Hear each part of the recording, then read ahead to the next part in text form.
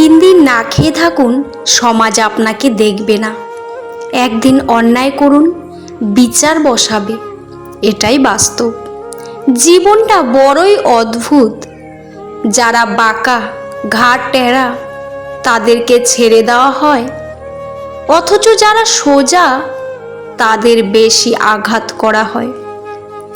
সাপ ছোবল দেয় আত্মরক্ষার জন্য, আর মানুষ দেয় স্বাস্থ্য রক্ষার জন্য। ক্ষমতা এবং শক্তি চিরকাল থাকে না। তাই আমাদের সকলের উচিত ক্ষমতার অপব্যবহার থেকে বিরত থাকা। শোনা সব কথা বিশ্বাস করো না। একটা গল্পের 3টা দিক থাকে, তোমার দিক, তাদের দিক, আর যা সত্য। যারা পেটের দায়ে সামান্য চুরি করে, তাদের ওপর আমরা অত্যাচার করি।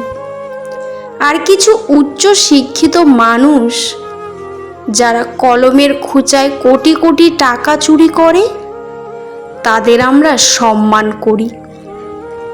মা বাবার চোখে কখনো কষ্টের পানি আসতে দেবেন না, কারণ যে ঘরের ছাদে পানি পড়ে, সে ঘর আঁচিরেই ভেঙে যায়। যার আছে তাকে খাওয়ালে খেতে চায় না, আর যার নেই সে খিদে পেলে খাবার পায় না। বিজ্ঞান সব আবিষ্কার করতে পারলেও বেঈমান চেনার মন্ত্র এখনো আবিষ্কার করতে পারেনি। চিৎকার করে কান্না করার বয়সটা চলে গেলেও কষ্টের পরিমাণও বাড়িয়ে যায়। কথায় আছে, সোনার ডিম দেওয়া হাঁসটাকে জবাই করে খেতে নেই। কেউ যদি আপনাকে ভালো রাখার জন্য চেষ্টা করে, স্যাক্রিফাইস করে, ওর পাশে থাকে, তাহলে তাকে ধোঁকা দিয়ে কী লাভ? সে তো এই কাজ এই সারা জীবন করে যেতেও রাজি।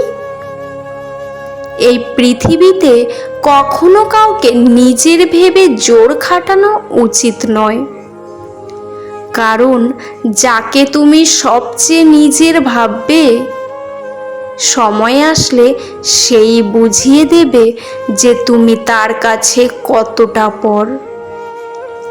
কখনো নিজের স্বার্থের জন্য অন্যের সাজানো স্বপ্ন ভেঙে দিও না, কেননা স্বার্থ মিটে গেলে তুমি হয়তো চলে যাবে, কিন্তু সে তার গড়া স্বপ্নগুলো আর কোনো দিনও সাজাতে পারবে না।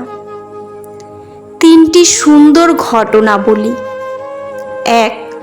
একদিন সব গ্রামবাসী মিলে সিদ্ধান্ত নিল বৃষ্টির জন্য প্রার্থনা করবে। সবাই সমবেত হলো, কেবল একটি ছেলে ছাতা সহ এলো। এটাই হলো বিশ্বাস। নাম্বার 2, আপনি যখন কোনো শিশুকে শূন্যে ছুঁড়ে খেলা করবেন, সে তখন হাসতে থাকে, কারণ সে জানে আপনি তাকে আবার ধরে ফেলবেন। এটাই হলো ভরসা। 3, প্রতি রাতে আমরা যখন ঘুমাতে যাই, কোনো নিশ্চয়তা নেই আমরা পরের দিন আবার জেগে উঠতে পারবো। তবু আমরা পরের দিনের জন্য অ্যালার্ম দিয়ে রাখি। এটাই হলো আশা।